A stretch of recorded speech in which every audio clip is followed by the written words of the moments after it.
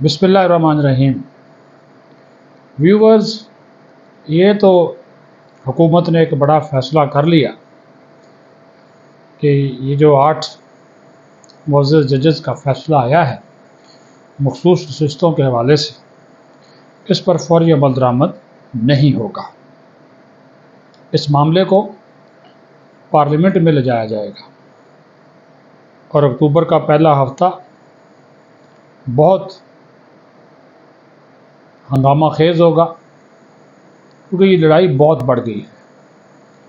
یہ لڑائی اب آئین اور قانون سے زیادہ ذاتی اور سیاسی رنگ اختیار کر گئی ہے۔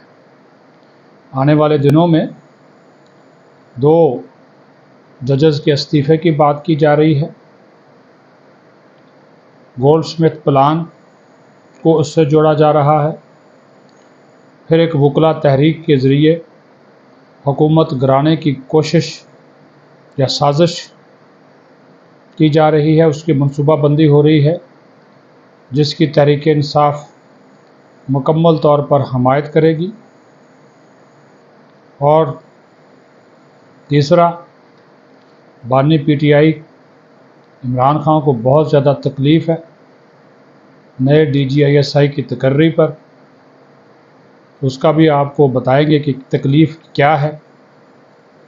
اور چوتھی بات کہ انہوں نے درخواست کی تھی کہ عمران خان کا ملٹری ٹرائل نہ کیا جائے، اسلام آباد ہائی کورٹ نے وہ درخواست نپٹا دی، کیونکہ حکومت نے کہہ دیا کہ ابھی عمران خان کے ملٹری ٹرائل کا فیصلہ ہی نہیں ہوا۔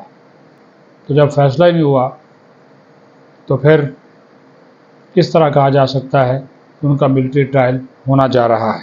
عدالت نے یہ درخواست نپٹا دی۔ لیکن شروع کریں گے کچھ اندر کی انفارمیشن وہ کہ الیکشن کمیشن نے بھی اس سارے معاملے کے اوپر آج دوبارہ اجلاس کیا، تمام قانونی اور آئینی پہلوؤں کا جائزہ لیا، اپنے جو ان کے لیگل ایکسپرٹ ہیں ان کی رائے بھی حاصل کی، اور وہ ایک اور اپیل دائر کریں گے اس 8 ججز کے فیصلے کے خلاف متفرق اپیل دائر کریں گے۔ ایک نظر ثانی اپیل وہ پہلے کر چکے ہیں، اب چونکہ تفصیلی فیصلہ آ گیا ایک اور اپیل جائے گی اور کچھ سوالوں کے جواب اور وضاحت سپریم کورٹ سے طلب کی جائے گی، بلکہ 8 ججز سے طلب کی جائے گی، کیونکہ یہ 8 رکنی بینچ کا فیصلہ ہے، 8 معزز کے ساتھ 8 ججز کا فیصلہ ہے فل کورٹ میں سے۔ صورتحال انتہائی گمبھیر ہو چکی ہے۔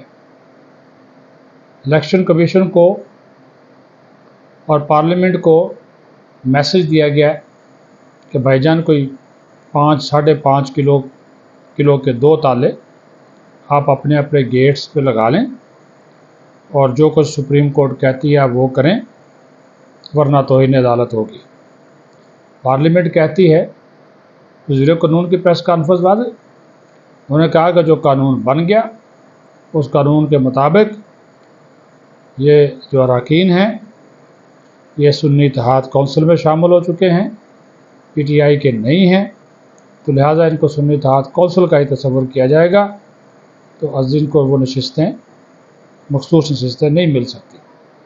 فیصلہ حکومت نے اپنا سنا دیا، اور اعظم نذیر تارڑ کا یہ فیصلہ بہت ان کا یہ بیان جو ہے امپورٹنٹ ہے، جس میں وہ کہتے ہیں کہ پارلیمان کی قانون سازی سپریم کورٹ کے فیصلوں سے بالا تر ہے، اور جو آزاد اراکین کسی ایک جماعت میں شامل ہو گئے یہ عمل ناقابل واپسی ہے۔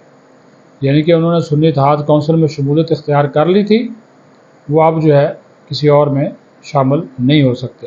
گورنمنٹ کا موقف آ گیا کہ یہ فیصلہ تسلیم نہیں ہوگا، اس کو پارلیمنٹ میں لے جایا جائے گا۔ پارلیمنٹ میں اور بھی قانون سازی ہونی ہے، آئینی ترامیم کا ایک پیکج جس کے اوپر مولانا فضل الرحمان کو منانے کی کوشش کی جا رہی ہے، وہ فیصلہ بھی آنا ہے، پتہ چل جائے گا۔ کیا ہوتا ہے کیا نہیں ہوتا، چیزیں کھل کے سامنے آ جائے گی۔ لیکن جو بڑی خبر ہے، جو سوشل میڈیا پہ ادھر ادھر کونے خدروں سے دبی دبی سی آوازیں آ رہی ہیں کہ پلان کیا ہے۔ پچھلے دنوں کچھ ججز نے، سپریم کورٹ کے ججز نے چھٹیوں کے دوران بیرون ممالک کے دورے کیے۔ شنید ہے کہ وہاں پہ کچھ ملاقاتیں ہوئیں، اور اب یہ شنید ہے کہ اس فیصلے کے اوپر اگر عمل درآمد نہیں ہوتا مخصوص نشستوں کے حوالے سے، تو پھر تو جناب کہا جا رہا ہے کہ 2 ججز استعفیٰ دے دیں گے۔ اب یہ کون سے 2 ججز ہیں؟ کچھ نام چل بھی رہے ہیں لیکن ہم نام نہیں بتاتے، لیکن کہا جا رہا ہے کہ پاورفل سمجھے جانے والے یہ ججز ہیں جو کہ استعفیٰ دے دیں گے، کیونکہ مخصوص نشستوں کے کیس میں وہ چاہ رہے ہیں کہ جی ہماری سنی جائے، کیونکہ وہ الیکشن کمیشن کا فیصلہ آئین سے متصادم قرار دے چکے ہیں، اور ایک طرح کا انہوں نے پورا جو الیکشن کا پروسیس ہے 8 فروری کا، اس کے اوپر بھی سوالات اٹھا دیے، اس کو بھی انہوں نے غیر شفاف قرار دیا ہے، ان کے وہ کہہ رہے ہیں ہماری بات مانی جائے۔ محترم 2 ججز جسٹس امین الدین خان اور جسٹس نعیم افغان نے فیصلے کو جب خلاف آئین قرار دیا، 8 ججز کے فیصلے سے اختلاف کیا، تو اس کو ان کے منصب کے منافی اور غیر شائستہ قرار دیا۔ یہ کبھی زندگی میں نہیں ہوا کہ اگر کوئی اختلاف کرنے والا، اگر کوئی جج اختلاف کرتا ہے تو اس کے فیصلے کو آپ اس طرح قرار دیں، منصب کے منافی قرار دیں، کبھی یہ زندگی میں نہیں ہوا، لیکن یہ ہوا۔ اب یہ بھی ہو رہا ہے۔ لڑائی، گھر کے اندر کی لڑائی بہت بڑھ گئی ہے۔ Chief justice of Pakistan justice قاضی فائز عیسیٰ صاحب کو شاید تسلیم کرنے کے لیے یہ تیار نہیں ہے۔ پریزیڈنٹ نے ایک آرڈیننس پرائم منسٹر کی ایڈوائس پہ جاری کیا، پریکٹس اینڈ پروسیجر ایکٹ ترمیمی آرڈیننس۔ پرائم منسٹر کا اختیار ہے، پریزیڈنٹ کا اختیار ہے کہ وہ پرائم منسٹر کی ایڈوائس پہ آرڈیننس جاری کرے۔ جسٹس منصور علی شاہ صاحب کہتے ہیں کہ فل کورٹ کا جب فیصلہ آ چکا تو پھر آرڈیننس کے ذریعے کیوں ججز کمیٹی تبدیل کی گئی؟ ہو سکتی ہے، آپ اس میں بیٹھے نہ بیٹھے، شرائط لگا دی کہ یہ شرائط آپ مانیں ورنہ میں نہیں آتا، ورنہ میں اس کا ممبر نہیں بنتا، یعنی کہ طے شدہ پلان ہے۔ اور کہا جا رہا ہے کہ گولڈ سمتھ پلان آگے بڑھے گا۔ پی ٹی آئی اور باہر بیٹھے ہوئے سہولت کار وکلا تحریک کی فنڈنگ کریں گے، تیاریاں ہو رہی ہیں وکلا تحریک کی، اس کے ذریعے حکومت گرائی جائے گی۔ جو 2 ججز مبینہ طور پر استعفیٰ دیں گے ان کو ہیرو بنا کر پیش کیا جائے گا، جس طرح جسٹس افتخار چودھری کو بنا کر پیش کیا گیا تھا، اور وکلا تحریک کے ذریعے حکومت پر، اسٹیبلشمنٹ پر دباؤ بڑھایا جائے گا۔ پیسہ باہر سے آئے گا، وہی گولڈ سمتھ پلان، سہولت کار، مددگار، ماسٹر مائنڈ کھل کر سامنے آ گئے۔ اب تو کوئی 2 رائے نہیں ہے، چاہے وہ امریکہ ہو، برطانیہ ہو، اسرائیل ہو، یہود و ہنود اپنا ایسٹ بچانے کے لیے سرگرم ہیں، وہ کریں گے۔ اسی وجہ سے تو آج پھر اس نے بات کی ہے، بانی پی ٹی آئی نے ڈیالہ جیل میں جو گفتگو کی، اس کو نہ صرف کہا کہ چیف الیکشن کمشنر جانبدار ہے، بلکہ یہ اوپنر بلے باز ہے ہمارے خلاف، امپائر بھی جانبدار ہے۔ اشارہ ان کا آرمی چیف کی طرف ہے، نام نہیں لیتے، آپ پہلے لیتے تھے، اب نہیں لیتے۔ قاضی فائز عیسیٰ کو 2 بیٹسمین ہوتے ہیں نا اوپنر، ایک جو فیس کرتا ہے، دوسرا دوسرے اینڈ پہ ہوتا ہے۔ جو فیس کرنے والا اوپنر ہے اس کو کہا کہ یہ چیف الیکشن کمشنر ہے، جو بالنگ اینڈ پہ بیٹسمین کھڑا ہے اس کو کہا کہ وہ قاضی فائز عیسیٰ ہے، اور ایک اور الزام لگا دیا کہ قاضی فائز عیسیٰ لندن پلان کا حصہ ہیں۔ پھر تھرڈ امپائر کا وویلا بھی کر دیا، اور تکلیف D G I S I کی تقرری پہ بھی ہو گئی۔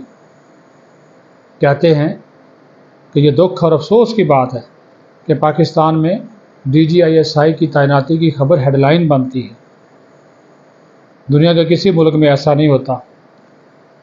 نارمل اور معمول کی وہ تقرریاں ہوتی ہیں، وہاں پہ اتنا شور شرابہ نہیں ہوتا۔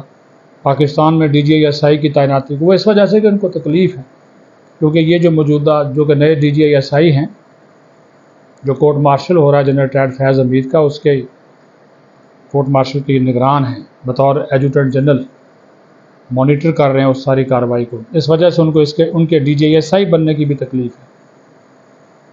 اس وجہ سے جان بوجھ کر آج انہوں نے میڈیا سے گفتگو میں ان کا نام لیا کہ بھائی کیوں میڈیا نے اس کو ہیڈ لائن بنایا، کیوں میڈیا میں ان کی تقرری کی خبر چلائی گئی.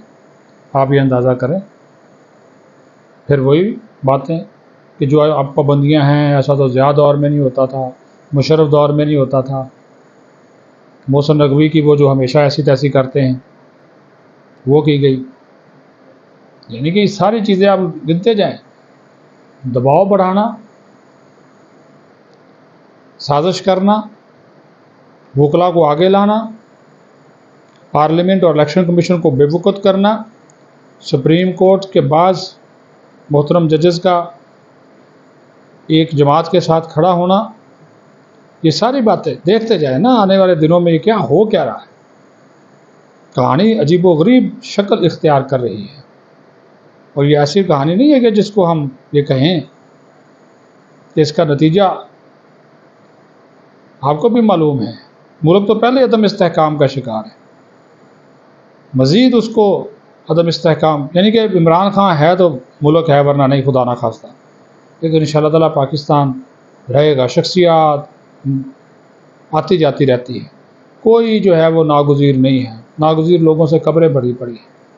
پاکستان کو قائم و دائم رہنا چاہیے. اقتدار، یہ حکومتیں یا اپوزیشن چلتی رہیں گی، لیکن جو گیم کھیلی جا رہی ہے معاشی اور سیاسی عدم استحکام، اس ملک کے لیے نقصان پہنچانے، اور اس میں میجر رول جو ہے یہ PTI کی جانب سے ادا کیا جا رہا ہے. اپنا خیال رکھیں. پاکستان زندہ باد.